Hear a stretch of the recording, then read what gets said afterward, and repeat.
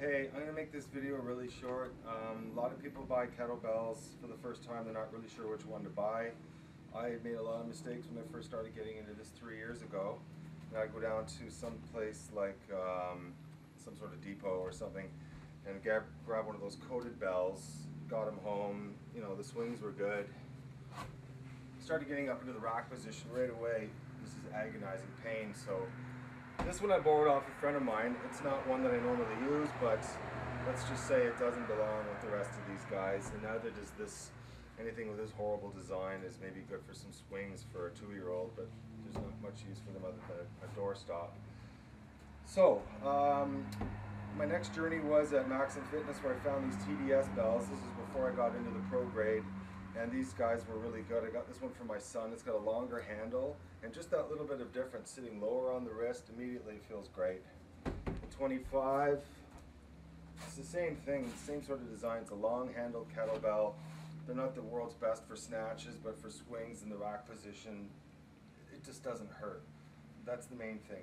You know, we don't want to have kettlebells like this piece of shit that gives the kettlebell industry a bad name, really. Why are they making them like this? I'm really not sure.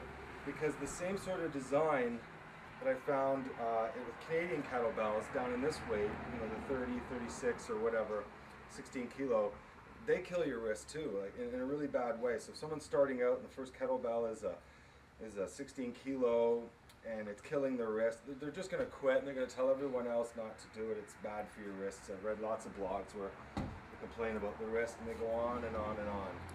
But Canadian kettlebell has this one, the 24 kilo, where it starts to get a little bigger. It starts to lighten up on the wrist in the rack position. Feels great. It's not a problem. I actually can do more push presses with this 24 kilo than I can with the pro grade. We'll get to that in a second. So anything over or 24 kilos and up with Canadian kettlebells, great on the wrists. I personally love it. I didn't get rid of it. I've kept it a little fat. Okay, and same with the TDS, long handle, feels great. The 40s, the same thing. I'm not going to get rid of them. I'm just keeping them for, I just like them a lot. Now, if you get into the pro grade, I think people really should just buy these and these only. Okay, from this angle, the red kettlebell's in the way. Okay, we'll take this, just move this out of the way. Thanks, Derek. Okay, so with the pro grade, I kind of would recommend everyone just start with these, finish with these, and these are pretty much the only ones they buy. But that would be sort of limiting.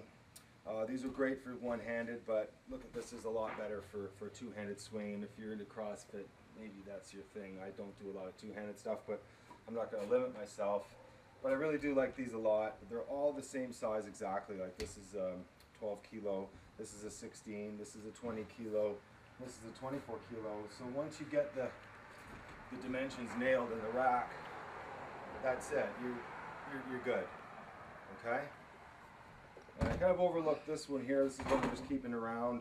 It's a Canadian kettlebell as well, same as this red one that I painted, and it feels great in the rack. No big problem with that. It's actually way under. It's only 66 pounds, not 72. So it's good for squats. Yeah, for sure. So really, what to look for is or what to avoid is something like this. This design, this shape, we call them wrist wreckers. I see no reason why anyone should have these. Get rid of them. For a couple bucks more, this was much worth it. And yeah, what else to say? Not much. That's the problem that I see with kettlebells in a lot of gyms. I come in and they've bought a crate of these and they're stuck with them, and people are complaining. It's too bad. This is what you want to get. I would, if you're just starting off, I would go to Extreme Kettlebell. They make this. This is the real Russian one from Valerie Fedorenko. They're pretty close. If you're near Toronto, you know, you can't afford to get these across the border. This is just as good in my opinion. No big difference there. For more detailed stuff, I'm not an expert. I'm just a guy having fun here. Go to Scott Sonnen or Average to Elite Fitness, Mike Mahler, Valerie Fedorenko. Those guys are the real deal, and I hope your first kettlebell experience will be great and you get something that doesn't hurt your wrist, because you're really going to need to dial in that rack position. Have a great day. Thanks for taking the time to listen to what I have to say about kettlebells. See ya.